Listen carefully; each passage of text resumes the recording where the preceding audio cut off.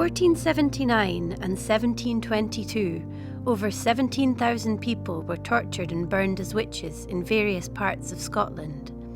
In the 16th century, more witch burnings were carried out at Castle Hill than anywhere else in Scotland.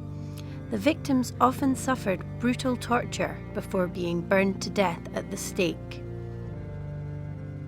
On Castle Hill there is a fountain called the Witch's Well that was erected in the early 20th century to commemorate the 300 witches that were burned on the Castle Hill esplanade throughout the witch-burning craze.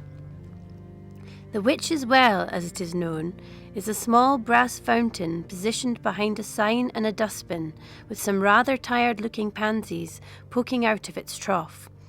Although it is attached to what was previously the Castle Hill Reservoir, it has never been a working fountain.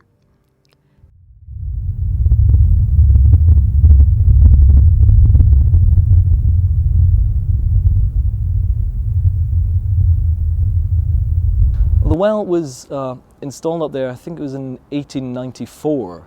It was made by an artist from the RSA. I'm not exactly sure what the motivations behind it were, but it's obviously an attempt to commemorate the fact that 300 people were burned as witches up there. I mean, the plaque implies that most of the people burned up there were in fact witches. They had some kind of special supernatural powers. And although there were a lot of people, herbalists, midwives, things like that, people with a certain amount of specialist knowledge, it was mainly completely ordinary people who just managed to say the wrong thing at the wrong time, which caused them to be charged with witchcraft. I mean, if you swore at somebody as they're walking past and they then tripped over and hurt themselves quite badly, they might somehow connect the two things and think that they'd been cursed by you. And that did happen to a huge number of people in Edinburgh especially. I mean, there is a distinctly underwhelming impact from this impotent little monument.